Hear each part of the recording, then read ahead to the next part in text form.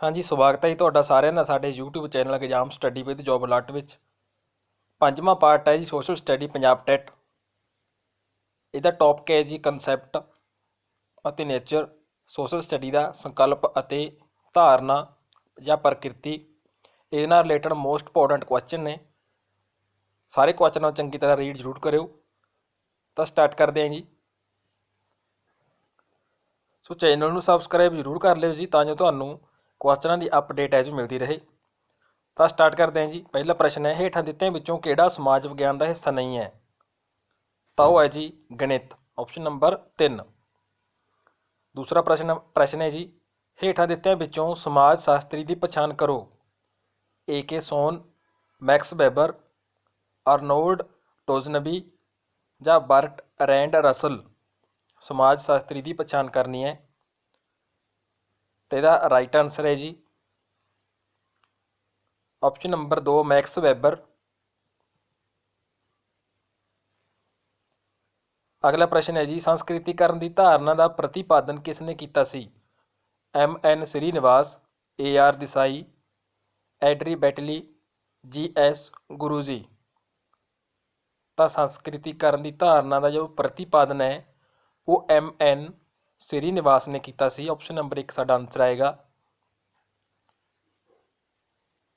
ਪ੍ਰਸ਼ਨ number 4, open ਦੇ social sciences ਦਾ ਮੁੱਖ ਲੇਖਕ ਕੌਣ ਹੈ? ਨੰਬਰ 1 ਦੀਪਾਕਰ ਗੁਪਤਾ, ਸਤੀਸ਼ ਸਬਰਵਾਲ, ਇਮੈਨੂਅਲ ਵੈਲਨਸਟੀਨ ਜਾਂ ਐਂਡਰ ਗੁਨਾਰ ਫਰੈਂਕ। ਓਪਨ ਦੇ ਸੋਸ਼ਲ ਸਾਇੰਸਿਜ਼ ਦਾ ਮੁੱਖ ਲੇਖਕ ਹੈ ਜੋ,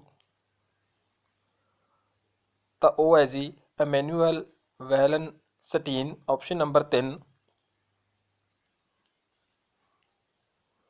ਪ੍ਰਸ਼ਨ ਨੰਬਰ 5, ਸਮਾਜ ਸ਼ਾਸਤਰ ਵਿੱਚ ਆਦਰਸ਼ ਕਿਸਮ ਦੀ ਧਾਰਨਾ ਦਾ ਪ੍ਰਤੀਪਾਦਨ ਕਿਸ ਨੇ ਕੀਤਾ ਸੀ? ਨੰਬਰ 1 ਕਾਰਲ ਮਾਰਕਸ ਨੇ, ਨੰਬਰ 2 ਮੈਕਸ ਵੈਬਰ ਨੇ, ਨੰਬਰ 3 CEM ਜੋਡ ਨੇ, ਨੰਬਰ 4 ਟਾਲਕੋਟ ਪਰਸਨਜ਼ ਨੇ। ਸਮਾਜ ਸ਼ਾਸਤਰ ਵਿੱਚ ਪੁੱਛਿਆ ਗਿਆ ਹੈ ਆਦਰਸ਼ ਕਿਸਮ ਦੀ ਧਾਰਨਾ ਦਾ ਪ੍ਰਤੀਪਾਦਨ ਹੈ ਜੋ ਕਿਸ ਨੇ ਕੀਤਾ ਸੀ?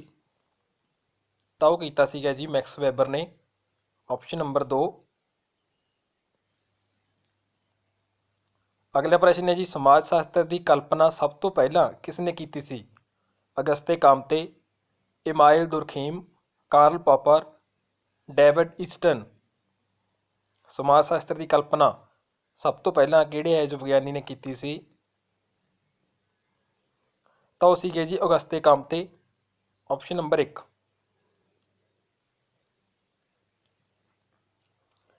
ਅਗਲਾ ਪ੍ਰਸ਼ਨ ਹੈ ਜੀ, ਗੁਲਾਬੇਨਕੀਅਨ ਕਮਿਸ਼ਨ ਰਿਪੋਰਟ 1850-1914 ਦੇ ਅਨੁਸਾਰ ਹੇਠ ਲਿਖਿਆਂ ਵਿੱਚੋਂ ਕਿਸ ਨੂੰ ਸਮਾਜਿਕ ਵਿਗਿਆਨ ਨਹੀਂ ਮੰਨਿਆ ਜਾਣਾ ਚਾਹੀਦਾ?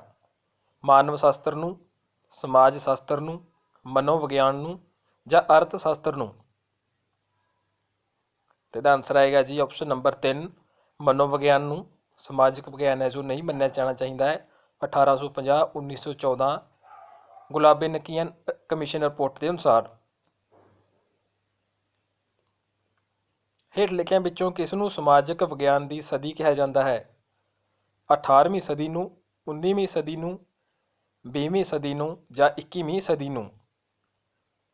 ਤਾਂ ਇਹ ਕਿਹਾ ਜਾਂਦਾ ਹੈ ਜੀ 20ਵੀਂ ਸਦੀ ਨੂੰ ਸਮਾਜਿਕ ਵਿਗਿਆਨ ਦੀ ਸਦੀ ਕਿਹਾ ਜਾਂਦਾ ਹੈ।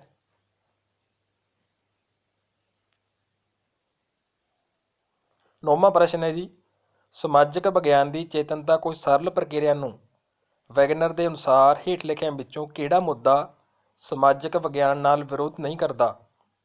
ਤਾਰਕਿਕਤਾ, ਉਪਯੋਗਤਾ, ਜੀਵਕਾ ਕੇਂਦਰਿਤ ਜਾਂ ਢਾਂਚਾ? ਤੇ ਇਹਦਾ ਆਨਸਰ ਹੈ ਜੀ ਆਪਸ਼ਨ ਨੰਬਰ 3 ਜੀਵਕਾ ਕੇਂਦਰਿਤ ਜਾਂ ਕੇਂਦਰਿਤ। ਸੋ ਆਪਣੇ ਇਮਾਨਦਾਰ ਨਾਲ ਕਮੈਂਟ 'ਚ ਜ਼ਰੂਰ ਦੱਸ ਦੇਣਾ ਜੀ ਤੁਹਾਡੇ ਕਿੰਨੇ ਕੁਐਸਚਨ ਹੈ ਜੋ ਸਹੀ ਜਾਂਦੇ, ਇਸ ਕਰਕੇ ਥੋੜ੍ਹਾ ਅਸੀਂ ਟਾਈਮ ਨਾਲ ਅੱਜ ਤੁਹਾਨੂੰ ਆਨਸਰ ਦਿੰਦੇ ਹਾਂ।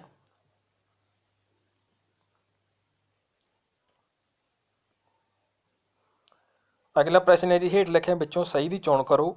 ਸਮਾਜ ਵਿਗਿਆਨ ਵਿੱਚ ਕਾਲਕ੍ਰਮ ਦੇ ਮਾਪਦੰਡ ਕਿਹੜੇ ਨੇ? ਮਿਆਦ, ਦੂਰੀ, ਸਥਿਤੀ ਜਾਂ ਸਮੇਂ ਦਾ ਸੰਬੰਧ। ਨੀਚੇ ਸਾਰਨੀ ਹੈ, ਪਹਿਲਾ ਹੈ, ਦੂਜਾ ਤੇ ਤੀਜਾ, ਫਿਰ ਪਹਿਲਾ ਅਤੇ ਦੂਜਾ, ਤੀਜਾ ਚੌਥਾ ਜਾਂ ਉੱਪਰ ਦਿੱਤੇ ਸਾਰੇ। ਸਮਾਜ ਵਿਗਿਆਨ ਦੇ ਵਿੱਚ ਕਾਲਕ੍ਰਮ ਦੇ ਮਾਪਦੰਡ ਦੱਸਣੇ ਹੈ। ਤਾਂ ਇਹਦਾ ਆਨਸਰ ਹੈ ਜੀ ਆਪਸ਼ਨ ਨੰਬਰ 4, ਉੱਪਰ ਦਿੱਤੇ ਸਾਰੇ। ਇਹ ਚਾਰੋਂ ਹੀ ਹੈ ਜੋ ਸਮਾਜ ਵਿਗਿਆਨ ਦੇ ਮਾਪਦੰਡ ਨੇ।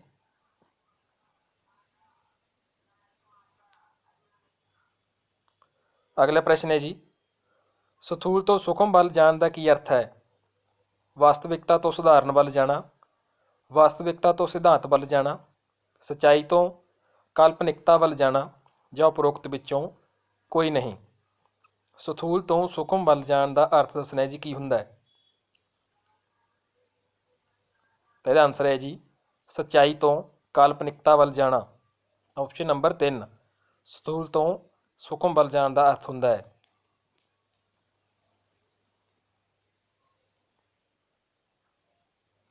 ਅਗਲਾ ਪ੍ਰਸ਼ਨ ਹੈ ਜੀ, ਵਿਦਿਆਰਥੀਆਂ ਨੇ ਨਾਗਰਿਕਾਂ ਦੇ ਅਧਿਕਾਰਾਂ ਅਤੇ ਕਰਤੱਵਾਂ ਬਾਰੇ ਪਾਠ ਨੂੰ ਚੰਗੀ ਤਰ੍ਹਾਂ ਸਮਝ ਲਿਆ ਹੈ, ਪਰੰਤੂ ਇਹ ਜਾਣਨ ਲਈ ਸਭ ਤੋਂ ਉਚਿਤ ਢੰਗ ਉਹ ਹੁੰਦਾ ਹੈ ਜਦੋਂ ਵਿਦਿਆਰਥੀ ਸਮਰੱਥ ਹੋਣ ਆਪਣੇ ਅਧਿਕਾਰਾਂ ਅਤੇ ਕਰਤੱਵਾਂ ਦਾ ਵਰਗੀਕਰਨ ਕਰਨ ਵਿੱਚ, ਜਾਂ ਅਧਿਕਾਰਾਂ ਅਤੇ ਕਰਤੱਵਾਂ ਵਿਚਕਾਰ ਤੁਲਨਾ ਕਰਨ ਵਿੱਚ, ਜਾਂ ਅਧਿਕਾਰਾਂ ਅਤੇ ਕਰਤੱਵਾਂ ਦੀ ਮਹੱਤਤਾ ਨੂੰ ਜ਼ਾਹਰ ਕਰਨ ਵਿੱਚ, ਜਾਂ ਇਹਨਾਂ ਅਧਿਕਾਰਾਂ ਅਤੇ ਕਰਤੱਵਾਂ ਨੂੰ ਸਹੀ ਢੰਗ ਨਾਲ ਕਿਵੇਂ ਵਰਤੋਂ ਵਿੱਚ ਲਿਆਇਆ ਜਾ ਸਕਦਾ ਹੈ, ਉਸ ਦੇ ਠੋਸ ਉਦਾਹਰਨ ਪੇਸ਼ ਕਰਨ ਵਿੱਚ।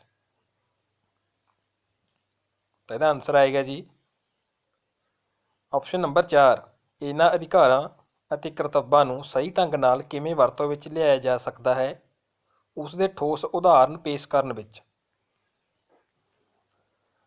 ਅਗਲਾ ਪ੍ਰਸ਼ਨ ਹੈ ਜੀ, ਸਮਾਜ ਵਿਗਿਆਨ ਦੀ ਸਭ ਤੋਂ ਸਟੀਕ ਪਰਿਭਾਸ਼ਾ ਕਿਹੜੀ ਹੈ? ਇਹ ਮਾਨਵੀ ਗੁਣਾਂ ਦੇ ਸਮੁੱਚੇ ਵੱਖ-ਵੱਖ ਪਹਿਲੂਆਂ ਦੇ ਵਿਵਸਥਿਤ ਅਧਿਐਨ ਢੰਗ ਰਾਹੀਂ ਹਾਸਲ ਕੀਤਾ ਗਿਆ ਗਿਆਨ ਹੈ। ਨੰਬਰ 2, ਇਹ ਮਨੋਵਿਗਿਆਨ, ਸਮਾਜ ਸ਼ਾਸਤਰ, ਮਾਨਵ ਵਿਗਿਆਨ, ਅਰਥ ਸ਼ਾਸਤਰ ਅਤੇ ਰਾਜਨੀਤੀ ਵਿਗਿਆਨ ਦੇ ਅਧਿਐਨ ਰਾਹੀਂ ਹਾਸਲ ਕੀਤਾ ਗਿਆ ਗਿਆਨ ਹੈ, ਜਾਂ ਇਹ ਅਜਿਹਾ ਸੰਕਲਪੀ ਖੇਤਰ ਹੈ ਜਿਸ ਦਾ ਮੰਤਵ ਸਮਾਜ ਦਾ ਵਿਕਾਸ ਕਰਨਾ ਹੈ। ਨੰਬਰ 4, ਉਪਰੋਕਤ ਵਿੱਚੋਂ ਕੋਈ ਨਹੀਂ। ਸਮਾਜ ਵਿਗਿਆਨ ਦੀ ਸਭ ਤੋਂ ਸਟੀਕ ਪਰਿਭਾਸ਼ਾ ਦੱਸਣੀ ਹੈ ਜੀ। ਤਾਂ ਇਹਦਾ ਆਨਸਰ ਹੈ ਜੀ, ਇਹ ਮਾਨਵੀ ਗੁਣਾਂ ਦੇ ਸਮੁੱਚੇ ਵੱਖ-ਵੱਖ ਪਹਿਲੂਆਂ ਦਾ ਵਿਵਸਥਿਤ ਅਧਿਐਨ ਢੰਗ ਰਾਹੀਂ ਹਾਸਲ ਕੀਤਾ ਗਿਆ ਗਿਆਨ ਹੈ। ਆਪਸ਼ਨ ਨੰਬਰ 1 ਸਾਡਾ ਆਨਸਰ ਆਏਗਾ।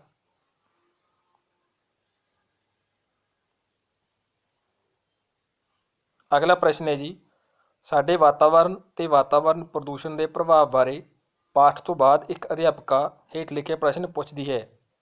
ਇਹਨਾਂ ਵਿੱਚੋਂ ਕਿਹੜਾ ਪ੍ਰਸ਼ਨ ਸਭ ਤੋਂ ਵੱਧ ਢੁਕਵਾਂ ਹੈ? ਪ੍ਰਦੂਸ਼ਣ ਦੇ ਸਰੋਤ ਅਤੇ ਕਾਰਨਾਂ ਦਾ ਵਰਣਨ, ਵਾਤਾਵਰਣ ਵਿੱਚੋਂ ਪ੍ਰਦੂਸ਼ਣ ਖਤਮ ਕਰਨ ਲਈ ਕਿਹੜੇ ਕਦਮ ਚੁੱਕੇ ਜਾਣੇ ਚਾਹੀਦੇ ਹਨ। ਨੰਬਰ 3 ਤੇ ਕੁਝ ਅਜਿਹੇ ਠੋਸ ਤਰੀਕਿਆਂ ਦੇ ਸੁਝਾਅ ਦਿਓ ਜਿਨ੍ਹਾਂ ਰਾਹੀਂ ਤੁਸੀਂ ਆਪਣੇ ਆਂਢ ਗੁਆਂਢ ਵਿੱਚ ਵਾਤਾਵਰਣ ਪ੍ਰਦੂਸ਼ਣ ਦੇ ਖਤਰੇ ਬਾਰੇ ਜਾਗਰੂਕਤਾ ਪੈਦਾ ਕਰ ਸਕੋ।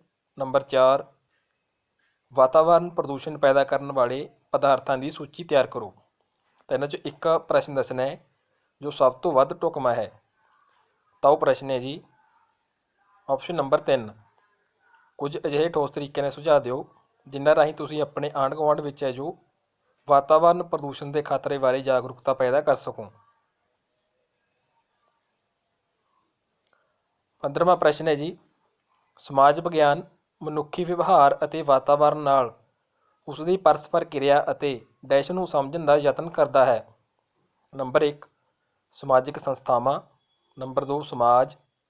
ਨੰਬਰ 3, ਫਿਰਕਾ। ਨੰਬਰ 4, ਸਮਾਜਿਕ ਵਰਤਾਰਾ। ਤਾਂ ਇਹਦਾ ਆਨਸਰ ਹੈ ਜੀ ਆਪਸ਼ਨ ਨੰਬਰ 1, ਸਮਾਜਿਕ ਸੰਸਥਾਵਾਂ ਹੈ। ਹਾਂਜੀ, ਤਾਂ ਇਹ ਅਗਲੇ ਪਾਰਟ ਦੇ ਅਗਲੇ ਪ੍ਰਸ਼ਨ ਸੀਗੇ ਸੋਸ਼ਲ ਸਟੱਡੀ ਦੇ। ਇਸ ਤੋਂ ਪਹਿਲਾਂ ਵਾਲੇ ਜੋ ਪੁਰਾਣੇ ਪਾਰਟ ਨੇ ਜੋ ਅਸੀਂ ਸਟਾਰਟਿੰਗ ਵਿੱਚ ਪ੍ਰੋਵਾਈਡ ਕੀਤੇ ਸੀ ਉਹ ਸਾਡੇ ਚੈਨਲ ਦੀ ਪਲੇਲਿਸਟ ਵਿੱਚ ਜਾ ਕੇ ਦੇਖ ਸਕਦੇ ਹੋ। ਅੱਜ ਮੋਰਨਿੰਗ ਟਾਈਮ ਹੈ ਜੋ ਅਸੀਂ ਉਹਦਾ ਪਹਿਲਾ ਪਾਰਟ ਹੈ ਜੋ ਪੁਰਾਣਾ ਪਾਰਟ ਸੀਗਾ ਸਭ ਤੋਂ ਪਹਿਲਾਂ ਵਾਲਾ ਉਹ ਸ਼ੇਅਰ ਕੀਤਾ ਸੀ। ਤਾਂ ਜਿਨ੍ਹਾਂ ਨੂੰ ਸ਼ੋਅ ਨਹੀਂ ਹੋਇਆ ਤੁਹਾਡੇ ਮੋਬਾਈਲ ਦੀ ਸਕਰੀਨ 'ਤੇ ਤਾਂ ਉਹ ਚੈਨਲ ਦਾ ਜੋ ਬੈਲ ਆਈਕਨ ਜੋ ਸਬਸਕ੍ਰਾਈਬ ਦੇ ਨੀਚੇ ਘੰਟੀ ਹੁੰਦੀ ਹੈ ਉਹ ਜ਼ਰੂਰ ਦਬਾ ਲਓ। ਉਸ ਨਾਲ ਆਏ ਤੁਹਾਨੂੰ ਸਾਡੀ ਪੁਰਾਣੀ ਵੀਡੀਓ ਜੋ ਅਸੀਂ ਸ਼ੇਅਰ ਕਰਦੇ ਹਾਂ ਦੁਬਾਰਾ ਤੋਂ ਕਮਿਊਨਿਟੀ ਟੈਬ ਵਿੱਚ ਉਹ ਤੁਹਾਨੂੰ ਤੁਹਾਡੀ ਸਕਰੀਨ 'ਤੇ ਸ਼ੋਅ ਜ਼ਰੂਰ ਹੋਏਗੀ। ਇਸ ਕਰਕੇ ਪੁਰਾਣੇ ਪਾਰਟ ਜ਼ਰੂਰ ਰੀਡ ਕਰਿਓ। ਬਹੁਤ ਹੀ ਇੰਪੋਰਟੈਂਟ ਕੁਐਸਚਨ ਨੇ ਜੋ ਅਸੀਂ ਉਸ ਵਿੱਚ ਪ੍ਰੋਵਾਈਡ ਕੀਤੇ ਹੋਏ ਨੇ ਅਤੇ ਨਵੇਂ ਪਾਰਟ ਕੰਟੀਨਿਊ ਪ੍ਰੋਵਾਈਡ ਕਰਦੇ ਰਹਾਂਗੇ।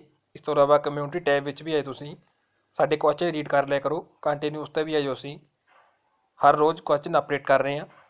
ਸੋ ਮਿਲਦੇ ਹਾਂ ਜੀ ਅਗਲੇ ਨਵੇਂ ਕੁਐਸਚਨਾਂ ਨਾਲ ਅਗਲੇ ਨਵੇਂ ਪਾਰਟ ਵਿੱਚ। ਵੀਡੀਓ ਚੰਗੀ ਲੱਗੇ ਲਾਈਕ ਅਤੇ ਅੱਗੇ ਸ਼ੇਅਰ ਆਪਣੇ ਫਰੈਂਡ ਨਾਲ ਜ਼ਰੂਰ ਕਰ ਦਿਆ ਕਰੋ। ਧੰਨਵਾਦ ਜੀ।